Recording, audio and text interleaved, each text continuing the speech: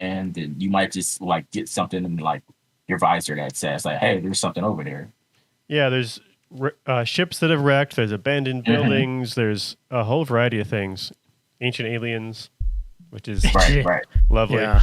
Yeah. Right. That's the struggle.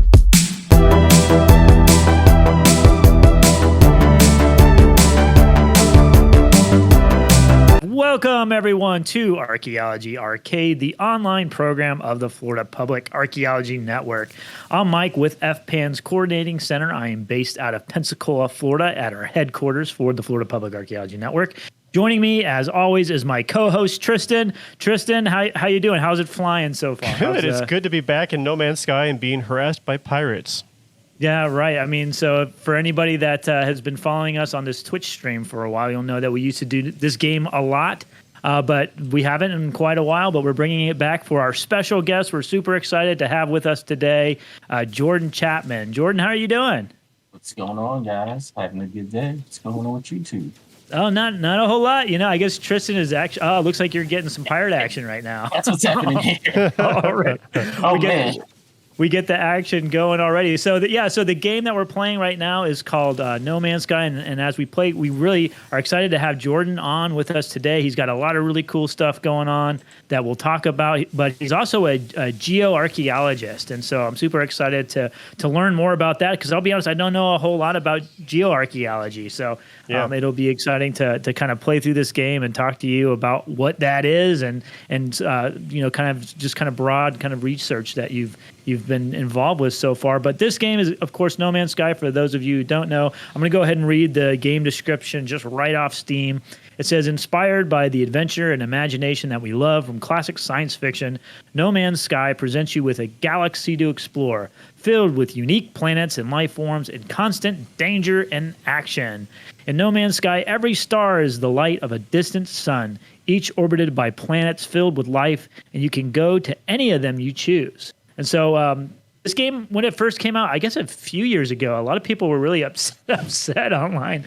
I guess they thought there would be a lot more to the game than there was, but I think it's improved. Yeah, there was a lot promised that didn't happen, and people felt kind of betrayed, I think.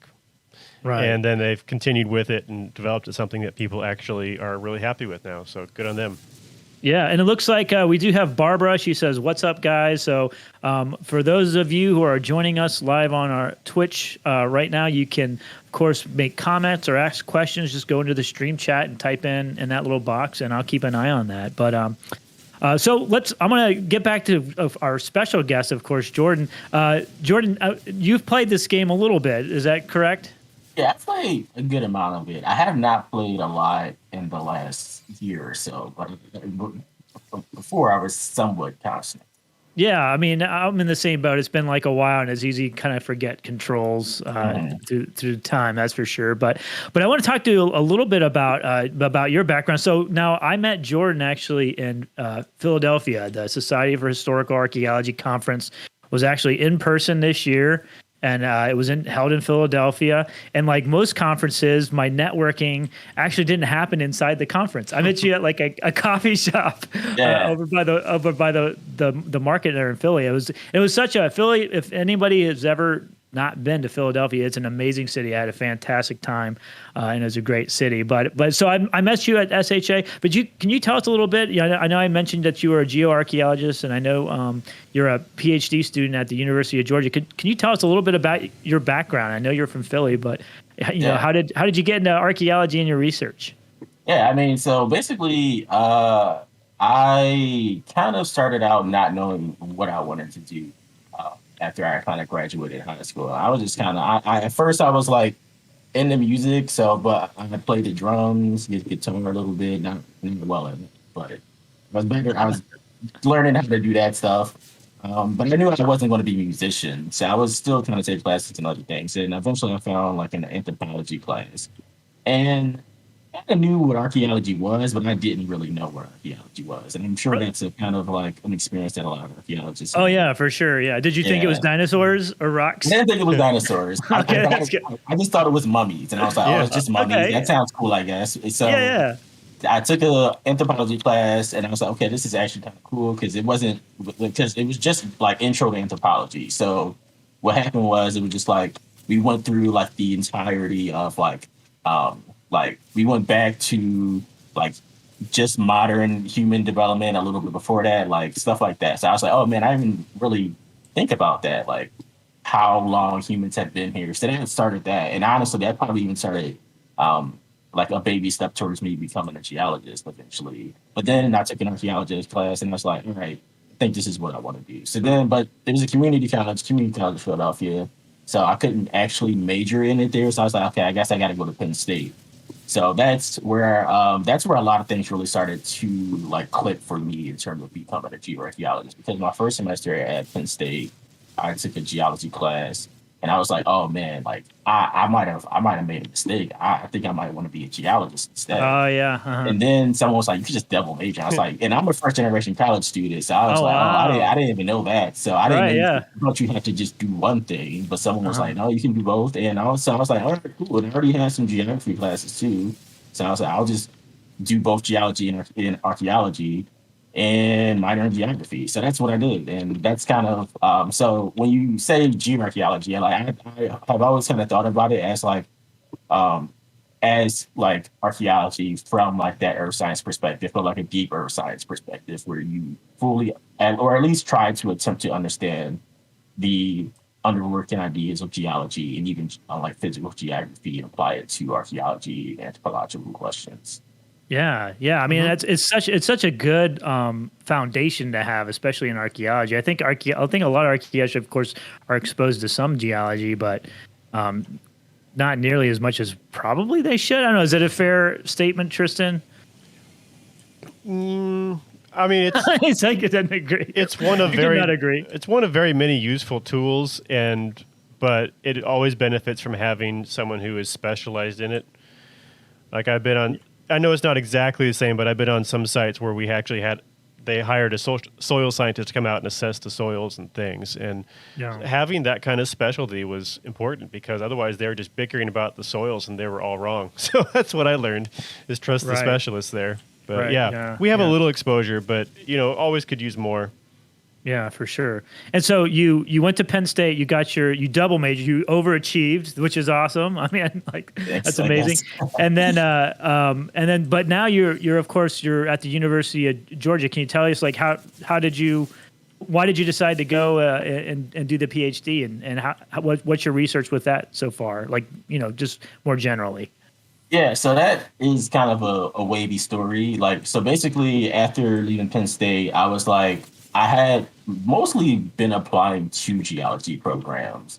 But then I came across UGA, and UGA at the time had a pretty strong, like, working in, like, geoarchaeology, and there were some faculty members who kind of worked in that stuff. And then there was also the Center for Applied Isotope Studies here at UGA. So that made UGA really attractive. So I was like, this seems like a good place to kind of get some things going. Yeah, for sure. I mean, it's a fantastic school. And I see one of your co-advisors is Victor Thompson. And Victor he actually was at University of West Florida for just a little while. Not very long, but he was here for a little while. So, and I know a lot of our professors, a lot of them went to University of Georgia. I know John Worth did, and so did Remy Goujon, and they're both faculty here at our university in Pensacola. So it's a great school. Yeah, it's a good program to be in. And so, what kind of research interests are you really kind of into at this point in your career, anyways? Yeah, so basically, I would really like to, like you just mentioned, like this, like maybe archaeologists should do a little bit more geology. And I actually really support that idea about like archaeologists kind of at least tiptoeing around it a little bit more, I guess, is the best way I could put it. Because I do think that when archaeologists have a little bit more specialized knowledge in the earth sciences, that it makes sense to do certain things. Like, for example, a lot of what I've been trying to do is like multi-elemental analysis, particularly on plantations and things like that. Some things are kind of being reworked right now, but I do think that's a really interesting idea to use more of multi-elemental analysis on archaeological sites, particularly because if that happens, that would be a really good way to kind of assess human impacts and anthropogenic impacts, and even just say what historical activities are kind of happening on archaeological sites. And then because we're also worried about temporal, like, or like just time and space all the time on archaeological sites, adding that element to it, like literally makes it like, just gives it a little bit more of like, oh man, look, like we've had like even deeper understanding of how people are using these sites. Yeah, yeah, totally. I mean, and it's amazing what you can learn just from incorporating things like PXRF technology or paleoecology, understanding how and why civilizations or societies were successful, or maybe what issues they had and how they kind of dealt with that. These are all questions I think that can be really answered using more kind of that geoscience approach, like you mentioned. No, Barbara says that she took one geology class when she was an archaeology student, and she probably needed some more. So so there's some agreement out there about that for sure. Yeah, I took a soil science class, and that was not required and unusual, I guess, in my department, which is kind of strange, I thought, because it helped a lot. Right. And now, what kind of, Jordan, did you have to do any field schools for when you did your bachelor's, or even with your PhD now? Have you had to go to any field schools, or is it more lab work that you do? Yeah, I've been on field school. So I did a field school with Penn State. It was between Penn State and the classics department. Actually, we went out to Akko, Israel, which is really the first time out of the country to. So that was my first experience, like actually out in the field in archaeology. I also did a research project back at Penn State focused on radiocarbon dating with Dr. Douglas Kennett. Then I also did a field camp, which is it's the equivalent like geology thing to field schools in archaeology. And that was really cool because we got to go out to like the Western United States, which I had also never been to. Oh, yeah. Where did you go out west? Yeah, so we went to places like so basically there were like several different states. There was Utah, Wyoming, Idaho to Montana. And we looked at a bunch of different geologic sites that a lot of geologists probably have visited before. If like it's just one of those hotbeds where it's like just so much geologic activity and history out there that it's just hard to ignore it. And it's like it's right in our backyard, essentially. So there were some places in Utah like called the Book Cliffs where you can just see a bunch of different like sedimentary structures and like just really understand stratigraphy and things like that. Then there were some places out in Montana where you can see like, which this is definitely applicable to archaeology in that like we got to see some of the like geomorphical like remains of glaciers, which was really cool. Like because it still blows my mind just like the scale of how big like those glaciers must have been to like leave the traces they do on the landscape. They were like, we were literally like standing in valleys, and I was like, oh, this is just a valley. But what that I will be honest and say I did not do well in that project that we had to do for that. Like we would do like a week of work for specific places, and I didn't do well in it because I just could not, like at the time I could just not conceivably think of how that could happen and that it would be so big. And even now, like with having more knowledge in geomorphology, I'm just like, man, that is ridiculous. So and I think that's definitely applicable to archaeology because when we talk about the peopling of America, like that's what they were dealing with in some ways. So it's just kind of interesting to think about it that way. Yeah. I mean, I've spent, I was born out in Arizona. I know Tristan, you spent a lot of time out west. Did you have any favorite spots out there from your time out there? The Grand Tetons out in Montana were just man, beautiful. Yeah, Montana's amazing. At least parts of it are, at least. I don't know all of it. Parts that I've been are nice. Right. Yeah, right. There's probably parts. I mean, that's like true anywhere. You know, there's parts of it that there's lots of parts of Florida that they aren't great, but there's some that are nice. You know what I mean? So and then how you mentioned in Israel, that was the first time. So it was your first field school, first time being out of country. What was that like? That must have been Life Man, changing. Yeah, I it bet. was for sure. So basically, actually, when I went to Israel, this was around like 2016. So Hamas was actually firing missiles Oh at Israel wow. at the time. And so when I got to the country, also I have two middle names, and I got stopped by the Israeli border control, I guess, because they were like, "Why do you have two middle names?" I'm like, "I don't know. You gotta ask my mom." Right. And I had no better answer than that. And they were like, "We're going to ask you some questions," and I was terrified. Oh So I don't Yeah, I yeah, know. bet. yeah. Just again, first time out of the country, I'm like, I want to have to call the embassy. I'm like, and at the time, Obama just became president. So I was like, I don't know if Obama is going to care, honestly. Like, Right. how do I get his number? I was very confused about the entire process. But Right. once I showed them my student ID, they were like, "Oh, okay, he's fine." And I was like, "Okay, why? But you guys didn't ask for that like 20 minutes ago, and this could Right. have." So that part was nerve wracking. But once that all kind of settled down, like being out, we were there for like a month, and it was great. Like we got to see so many archaeological sites, and it was just crazy. Then like near the end is where things got a little hairy because Hamas fired a missile at the airport, and it landed like maybe like a mile or two away. So it wasn't like it hit it, but Penn State and the other schools that were associated with the project were like, you're not leaving from that airport, so you have to go to Jordan. And that was just also an unexpected free trip almost, because we basically we took a bus from Israel through the West Bank and to Jordan, which was very cool. And then we get to Jordan. And Jordan, they were like, "Oh, your name's Jordan. We're just gonna let you in, no questions asked." Yeah, And I was like, they get that's like an great." honorary guest. Come Yeah. on Yeah, in. basically, basically. And I was just like, "Oh man, that's cool." And Yeah. then I've never seen so much desert. Like just driving through Jordan, I've never seen as much sand, and probably I hope I get to see that much sand again. But I have Uh-huh. never seen that. It was literally hours of sand, and it was like, I'm sure you guys like we're playing video games. Like I mean, I'm sure you guys seen Indiana Jones growing up. I'm Oh sure yeah. Yeah. that's. Oh I yeah. mean, I'm sure if you guys played Uncharted at some point, it reminded me of that so much. Just trekking through like just huge mountains of sand. It was crazy.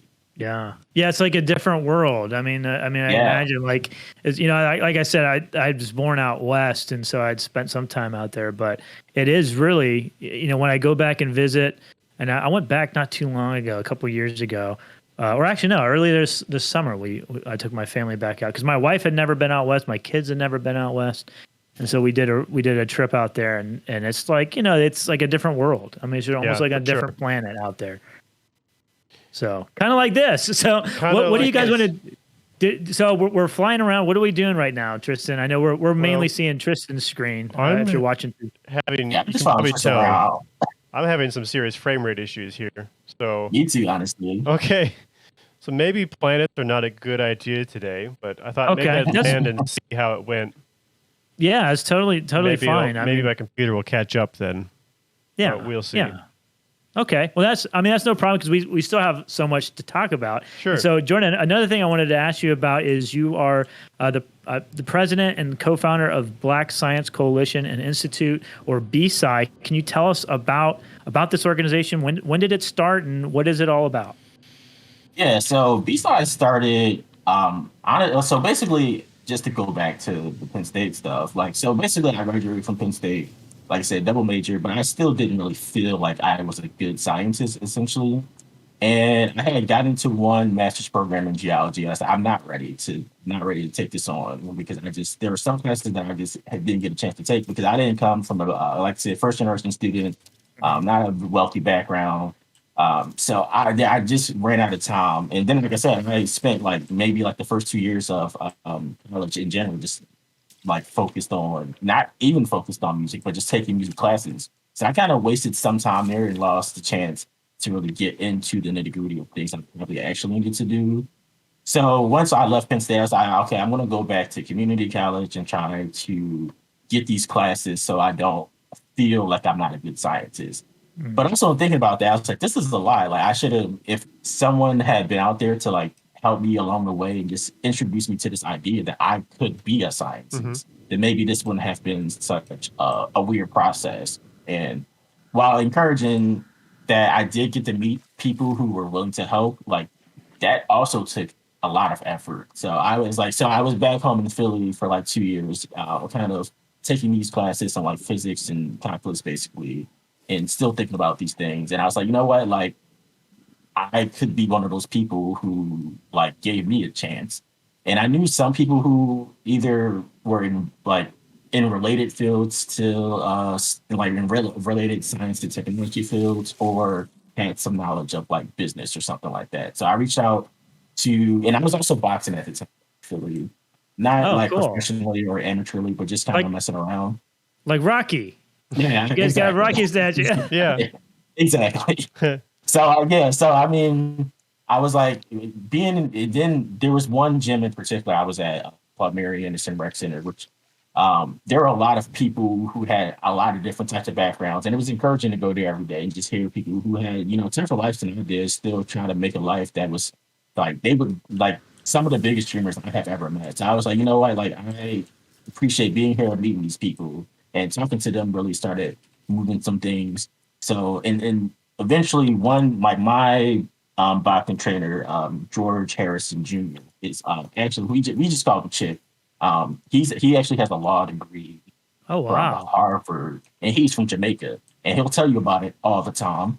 But then one of our other co-founders, Khalil Small, is an accountant, and he would talk about how his daughters like are really smart and are interested in science. And he would say sometimes like, I wish I could have went back and, like been more interested in this, and I would have, maybe I would have become a scientist myself. And thinking like hearing those things, I was like, that's just alludes to how much we really need these things. So we started talking. We eventually made it work.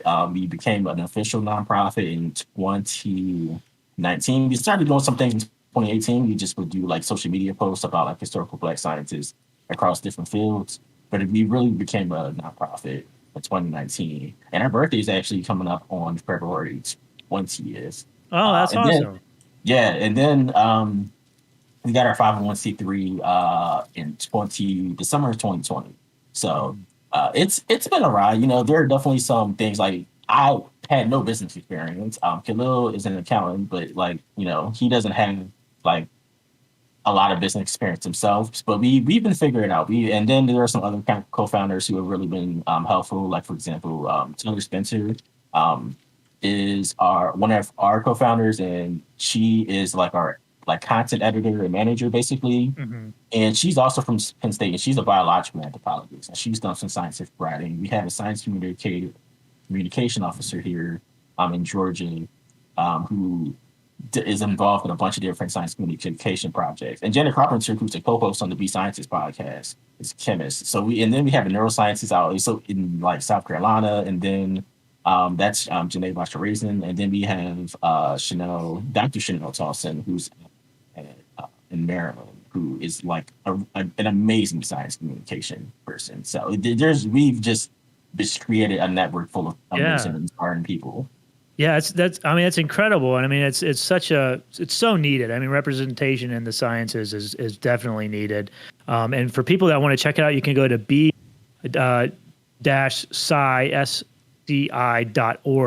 and you can learn more about BSide on the webpage, and you can also donate. People can obviously donate to the organization, and it's a nonprofit, so that means you can write it off on your taxes if you keep track of that stuff. But then what are some other ways that people hear about it and learn about it that want to get involved? What can they do to help out? I mean, donations are one of the best ways. But other ways is just like, if you can't donate, we understand. We say it all the time on the podcast that if you can't donate, don't feel like that means you can't help. Just by paying attention to us and sharing our stuff on social media or wherever you see it, like helps us out a lot. Because like even last year, we just put it out there that we needed stuff, and people were willing to help out in the ways that they could. So things like that, like, do go a long way. So we just appreciate you just paying attention to us at all. Sometimes, like, we understand that you have other things you want to do. You have a life, you got kids, you got whatever. It's no worries if you can't like donate and do those things, but just paying attention and just being scientists, that's really just the message. Yeah, you've got great people involved with this organization. So, yeah, I encourage everybody. And you've got social media too, right? I mean, so people can go and follow. I know you're on Facebook. Are there any other platforms that you all are on?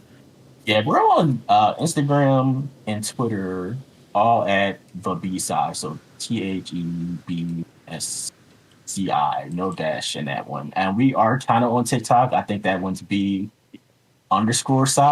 Okay, cool. I was going to ask you, are you on TikTok yet? Because we just started trying that out. I mean, I have questions because we just post little stuff on there. We're not doing, we don't do a lot of stuff because we're not young enough to understand TikTok, but we're young enough to know what TikTok is, I guess. Right. Yeah, I'm in the So same boat. we're kind of still trying to figure out how's it going for you guys. We're actually, I'm the same thing. I'm an older guy, so but it's nice about our, the Florida Public Archaeology Network is we have like incredible staff, and some of them are younger and of that age, and so they really understand it.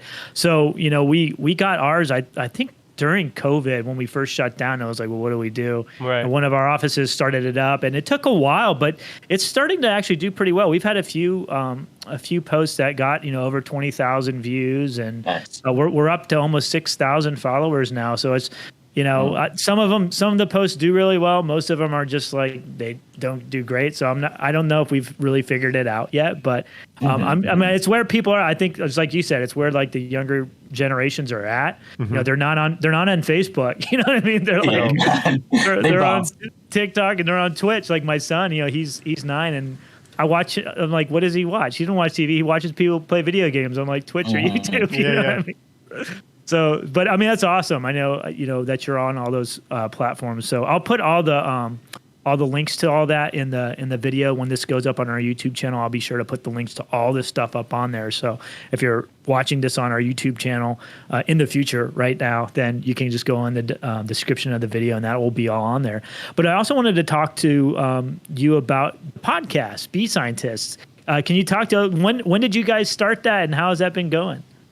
Yeah, that started kind of early. That kind of started like almost or at least the conversation around it kind of even started like right after we became an official nonprofit organization. Because I met Jenna down here when I got the UGA, because we both were working in we were both working at CAIS at the time, Center for Applied Isotope Studies. And Jenna we had kind of a conversation. So I had asked her to join B-Side. And that was the first conversation we had after that was just like, we should start a podcast. And it took a while to get things started because I was a grad student, like in my first year of grad school. Jenna was a full-time scientist at CAIS. Then also just life stuff was getting in the way. So we started recording sometime later that year. And those episodes actually didn't come out for another year because we were trying to record enough so that we would have kind of like a backup, so that way we wouldn't feel pressure to keep moving at the start. And then COVID hit. So then we took a big step back. We were like, okay, we really need to think about how we're going to do this. Is it even safe to even record a podcast? And like, we just didn't know. Right. But eventually we got enough money to get like a mixer, and that's when things really started moving, because then we could like have like at least somewhat professional equipment that it would sound okay. We still had a lot of audio problems at the beginning, to be honest, but it started moving, and then things kind of moved on from there. So I think our first episodes came out like August of 2020, but they are like episodes that we recorded like a year earlier in some cases. Gotcha. So yeah, but it's been cool. Like it's definitely been a learning process for sure. A lot of the one thing I really think is unique about the podcast is that we, in the same way that I don't know if people watch like Vox or like Vox videos online or anything like that, but if you watch a video like that, you'll see like a citation come up in like the left or right hand corner or something like that. Somewhere on the screen is a citation. So we kind of wanted to like put that same idea into a podcast. We wanted to make sure that we knew that we were trying to be as scientifically accurate as possible. Even if, we aren't experts in some of the sciences that we are talking about, we still want you to know that we try to give you accurate information. So we have like what we call in podcast citation sound in each episode. And then we also have a citation archive on b-side.org where you can look at everything we research for the show. I don't know the number actually of citations we put into the show, but I'm sure it's got to be like it's got to be up there at this point, though. And Yeah. We're almost at 30 episodes at this point, and each episode has at least 10 citations. I would guess we're somewhere in like the 300s at this point. Wow. So how does that work? So it makes a noise, and then it just it pops up as a hyperlink to the source. Like how does that work when you're listening to it? So when you're listening to the podcast, you hear the sound. You hear like this sound go boo-doo. And that is a warning to you, or at least a message to you that there is a link to that in the podcast notes somewhere. Okay. The way it's different on each platform, like on some, you can just click the link. On others that you have to go, you can just copy and paste the text. But it is in it is in the show notes for each, in like the description of the episode. We try to make it as easy as possible, but sometimes I'm sure it's a little bit more of a hassle, but it's always on B-side. That's not normal. Yeah. And so one thing we talked about before we went live is we talked a little bit about your podcast, because I listened to a couple of the more recent episodes, and they're fantastic. So I encourage everybody to go out and listen to B-Scientists. I know it's on Apple. Are you on other platforms too for people to get a hold of that? Yeah, Spotify, Google Podcasts, if you don't want to be on Spotify, which we get right now. Google Podcasts, Stitcher. I think it's on Pandora. There's a website that you can just upload podcasts to and pay like a subscription fee that will push them into a bunch of different places. I'm pretty sure if you look for it, it's on Google, but I think if you just look for it on Google, it'll pop up in a bunch of different places. Yeah, and like I said, we'll put links to all the places that people can find your podcast at. But one of the things that stood out to me, like when it's like everybody has a podcast now, so it's like how But I was super impressed, like with the introduction song. It's an amazing song. Can you tell us a little bit about how that song came about? Yeah, for sure. So basically, what that was, we knew we were probably right before we launched the actual first episodes. We were talking about what the intro music be. We had some ideas, but we were like, we don't have money to pay for a song that's not ours. Like, even if it's like 10 seconds, 30 seconds, I don't think we got the money. Mm-hmm. So we were like, instead, let's try to get someone we know to do it. So my cousin, Edward Chapman, who goes by Ed Gunner, he raps. So I was like, okay, if we can get him a song to rap on, then we can make this happen. So I literally went onto YouTube one day and was like, I knew what kind of sound I wanted for the intro music. So I was like, run the Jules type beat. And I saw a song that came up, reached out to the producer of that song. I was like, hey, I want to use this song for a podcast. We're not fit, blah, blah, blah. And he was like, cool, you can have the rights to this song. Just pay this amount of money. It was like $100-something. And I was like, cool, bet. So then I sent it to my cousin. I sent him some other notes, like maybe like a hook or a chorus for that I was thinking for the intro. He was like, all right, I got the rest. And then not too long after that, we had a podcast intros, and it was good.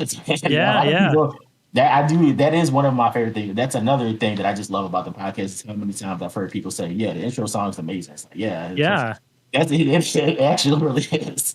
Yeah, it's phenomenal. I mean, I was listening to the lyrics and I was thinking, like, is this made just for this show? And then I started listening to the lyrics. I'm like, it really was. Like, that's amazing. Yeah, it's really good. So yeah, everybody should go out and check this podcast out.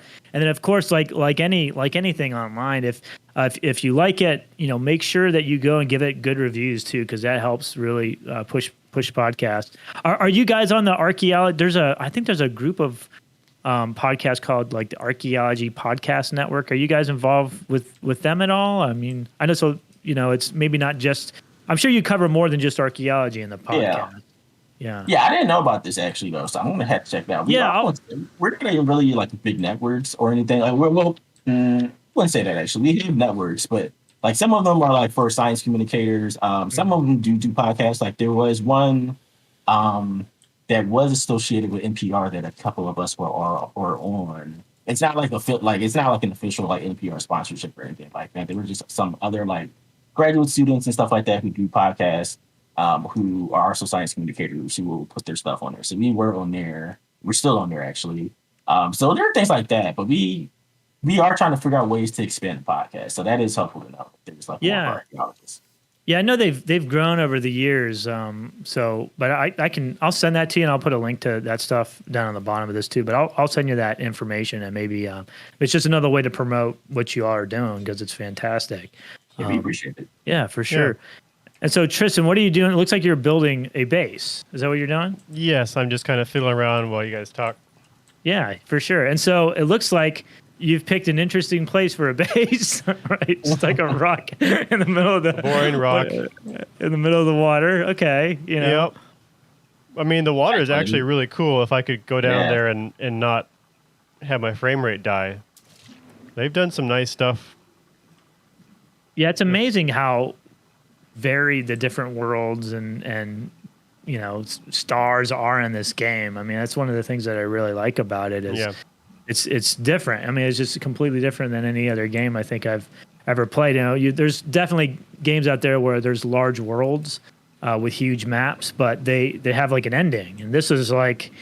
I'm not sure, does it even have an ending? Does this game have like or is it just infinite? I mean, does it stretch on forever? I don't know technically, but there's multiple galaxies or something. I'm not quite clear on all that. Yeah, I think the way it works is that I think one of the big draws to it originally was that like everything is procedurally generated, and that like it's its own universe. Like there are different galaxies, like planets kind of like just change as they make updates. So it's been interesting. I played it not on launch day, but I was pretty close to like when it first came out. Like you were just saying, like it has changed a lot. Like even just us being able to play multiplayer is somewhat new to me. Yeah, and of course, I mean you can build bases, and that's one thing that Tristan and I went kind of how this whole Archaeology Arcade started. It was really with this game, and we did we were basically trying to survey and try to find player built bases, and we didn't find any. I mean, that's how big it was. Like we just, I don't know how many. Do you remember how many different planets we ended up surveying? Oh, it was. I don't even remember. Hundreds. Yeah, I mean, we do like I think a couple hundred a session. Yeah, that was a lot. Yeah, it was quite a ton. Yeah, but which you know, I guess that's you know in archaeology, it's no data is still data, right? Right. Like okay, nobody lived here. Yeah, we were hoping we could find someone's past activity and then you know do some recording of it or something, but no, didn't work out. You know, have you guys encountered planets that like people have at least visited?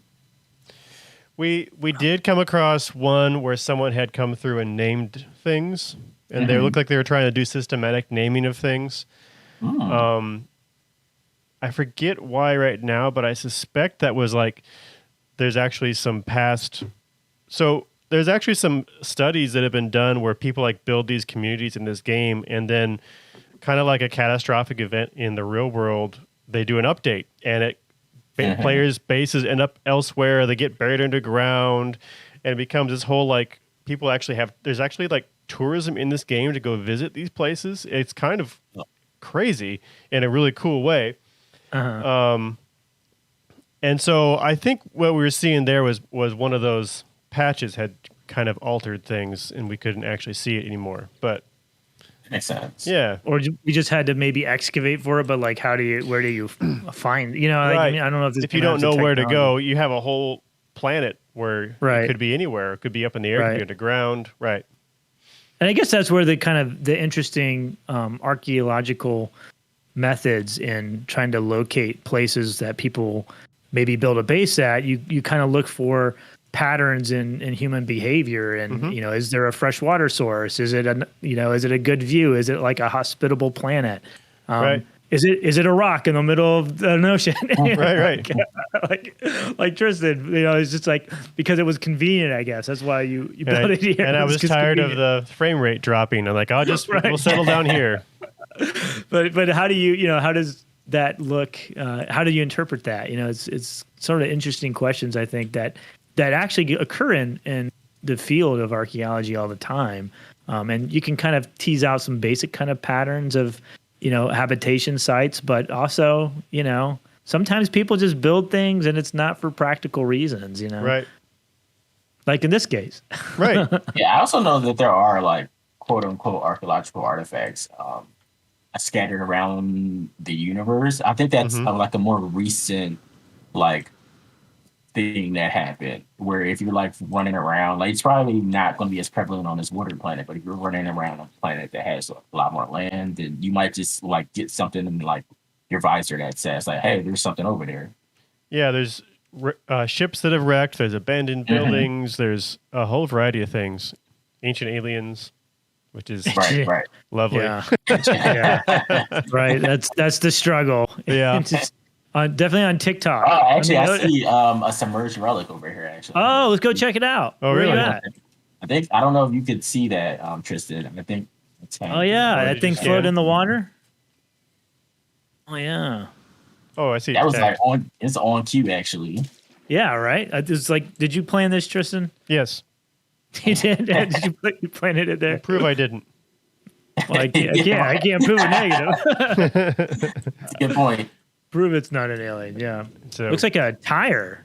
yeah, it kind of does. Like, Yeah, so I just picked it up. It's a halo core. I don't know what that is. interesting. Yeah, me either. Yeah, that's the thing about it. There's so much in this game that most of the time I come across something, I'm like, hey, I don't know that. I don't know when I'm going to use it, but I'll take it. Right. Right. That's what I usually do too. It's like, well, you never know when you might need something. But don't do that in real life. Oh, yeah. Contact your local archaeologist. And Kind of know. a recurring theme of these shows is video games are not a good model of how to do archaeology or what you do when you find artifacts in real life. So No, don't use that. Here's a suggestion for you guys. You guys should make that game where it's like a good archaeological simulator. It would be the boringest game for people to play like paperwork, taking pictures.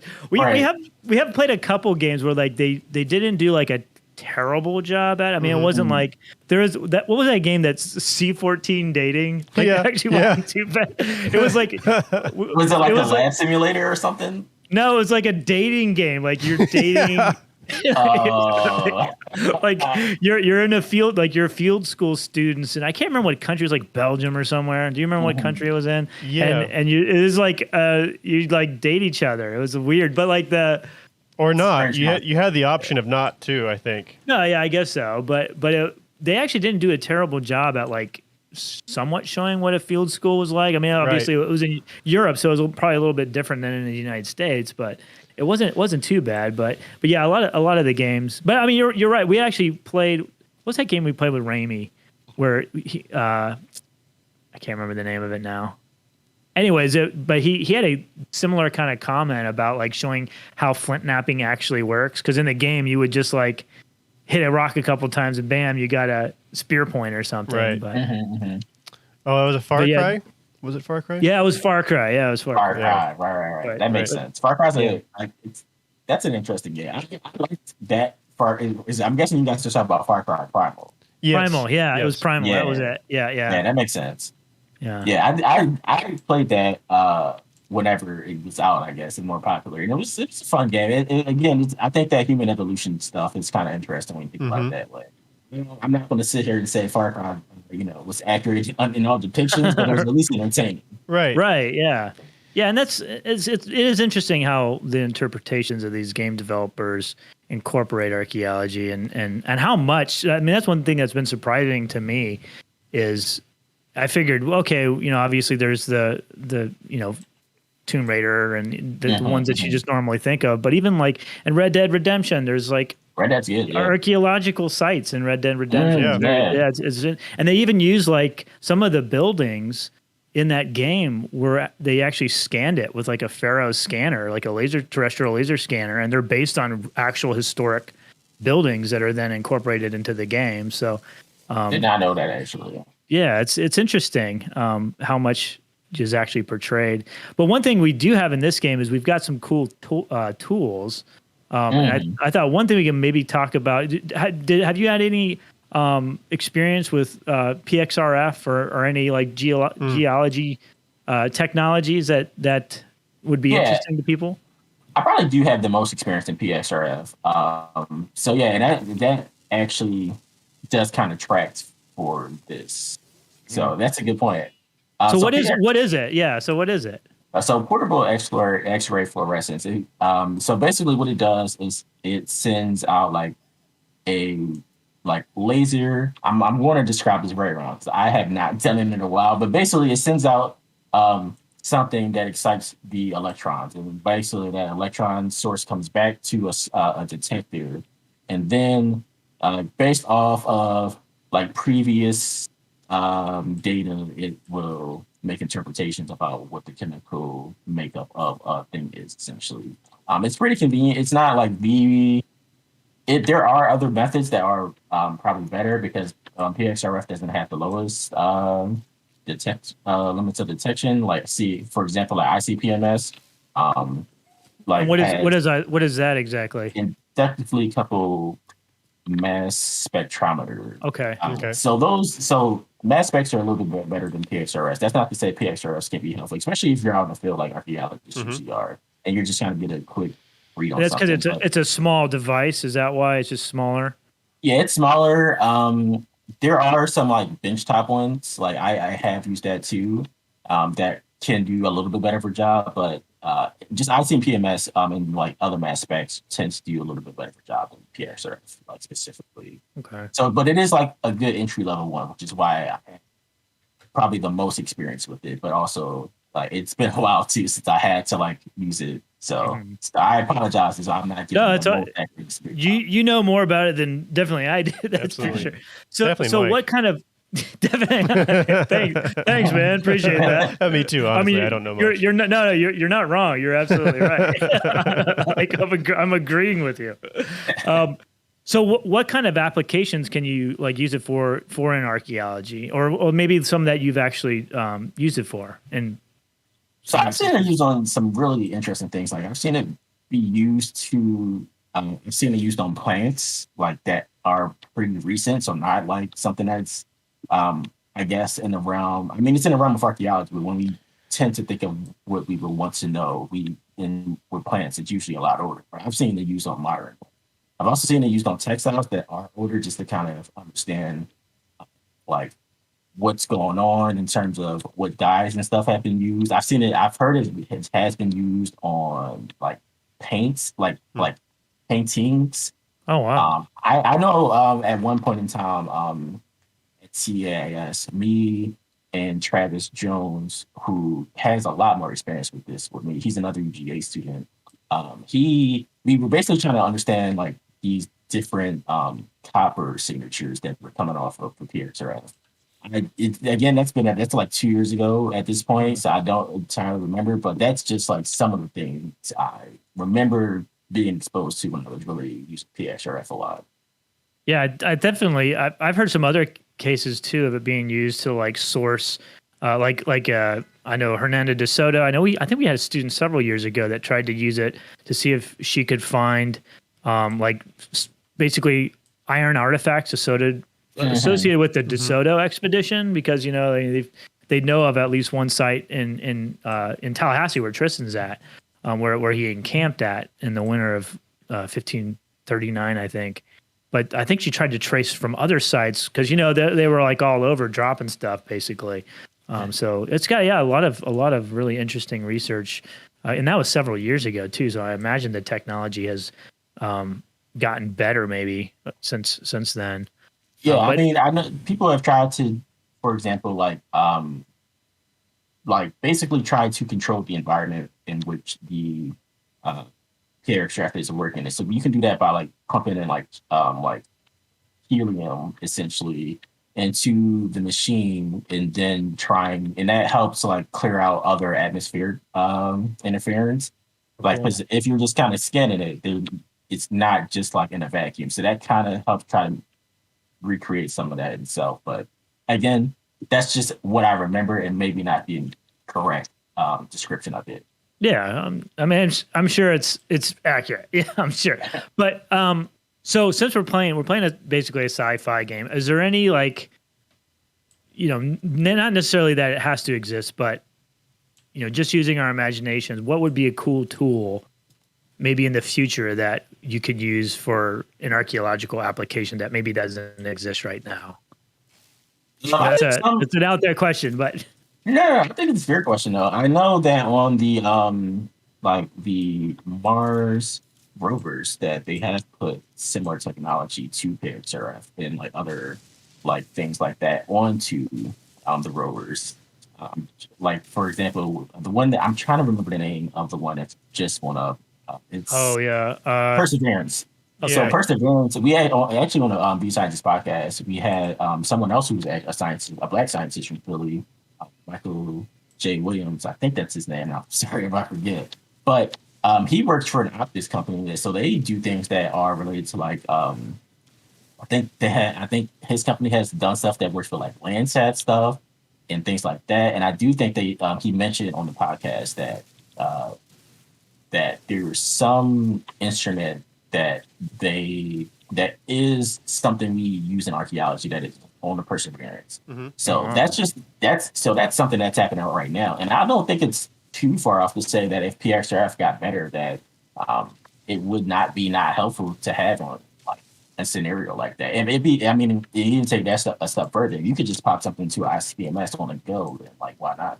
Right. Yeah. I mean, it's amazing when you think about archaeology and all the technologies that have been used. I mean, these were technologies that were all developed for something entirely different, right? I mean, like GPS was a military navigational system originally, and ground penetrating radar was, I think it was developed for like studying the moon, basically.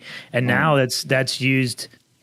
I wouldn't say like all the time, but it's pretty common now to see, ground penetrating radar being used in archaeological sites, and certainly the public is aware of what ground penetrating radar is. Now, I don't think they realize the limitations of it sometimes. It's just like it's probably, and that's probably like the same thing with PXRF. People just have this assumption, like people like me that are just like, oh yeah, you can just shoot it with the scanner and bam, it will tell you exactly where it came from. I guess it doesn't just work like exactly like that. But yeah, exactly. Right. That's what I was thinking. Like something like that. You could just know automatically what everything is. When does it date from? But it's amazing how technological developments and advancements have changed our understanding of the past and really broadened it.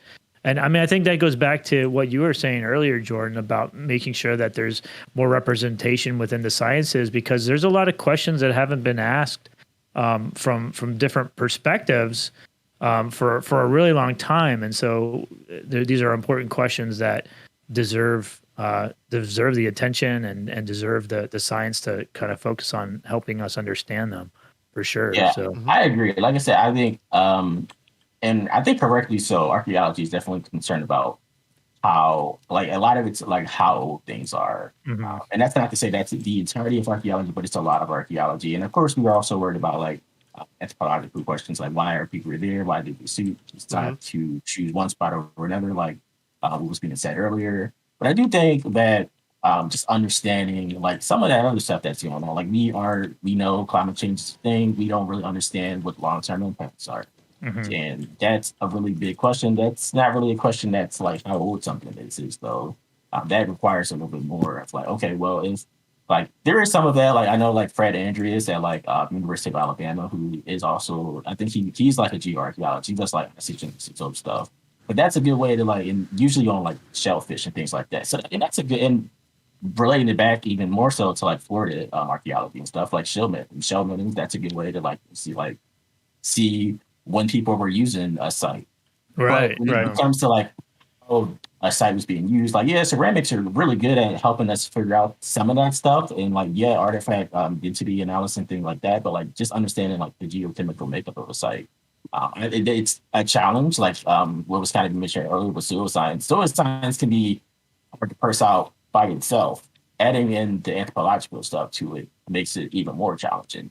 But if we try to push that boundary a little bit, I think that we would come up with some really interesting things. Yeah, all really important. All very incredibly important for us understanding, even for our own lives. I think you're right in the sense that a lot of it's focused on dates, but really the important questions to ask are things that can help society today, and especially like if we're trying to make anthropology and geology and archaeology relevant to people's everyday lives? And those are the types of questions that need to be answered, and that can really help us answer that.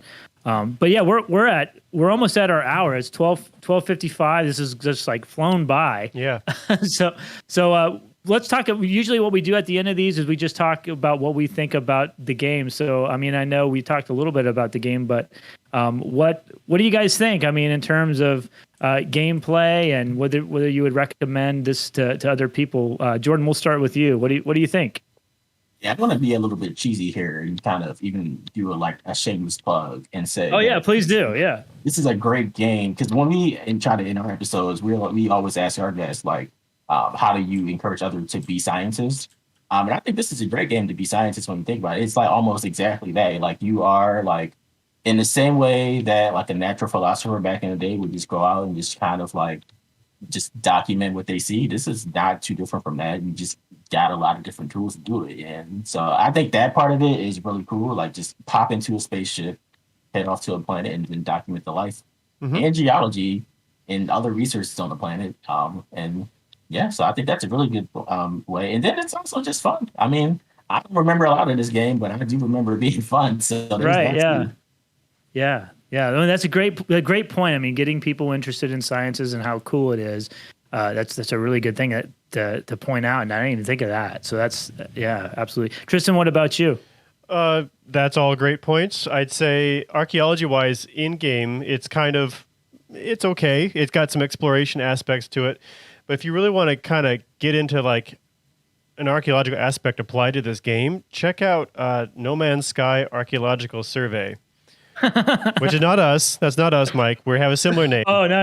Okay, I thought you were plugging our own thing. No. It's like this is an actual study. I mentioned those communities that were like kind of abandoned because of a catastrophic event in-game kind of deal. This is actually some folks that went back to those and recorded them very systematically, doing it as an archaeological study of human culture, which is kind of what we're actually about. So that's actually a really good in-depth take on that stuff, and I thought that's really neat. Kind of inspired our own thing, which was different, but right, yeah. But yeah, they had some great ideas. Well, I thought you were talking about our no. Yeah, no, that's a good point. I hadn't made that connection, but yeah. So we're at our hour's pretty much over. So I want to thank Jordan. Thank you so much for coming on. I hope you'll come back. I know we had talked about some other games that we could possibly do in the future. So we'd love to have you come back on, as I'm sure there's a lot more that we could talk about that we just didn't cover in time here. But please check out Black Science Coalition and Institute. I'll put that link to the description down in this video. Also, the podcast B-Scientists. It's a great podcast. So a lot of great information and wonderful guests and two awesome hosts. And so I want to thank everybody for joining us today live on Twitch. If you enjoy this program, the Archaeology Arcade, then on our YouTube channel, you can go ahead and subscribe to like to that, and it's going to help other people know about it. And for all other content that we have that we put out there through video, you can find all that on our YouTube channel as well. It's just Florida Public Archaeology Network under YouTube. All right. So yeah, thanks Jordan and thanks Tristan, and then we'll see everybody. We don't have any Archaeology Arcades scheduled just yet, I don't think, but we'll put that out there, and you can find it on our website, fpan.us, and then all our social media stuff, Facebook, Instagram. We usually put it on there as well. On there as well. Yep. All right. Oh, thanks for having me, guys. Bye all.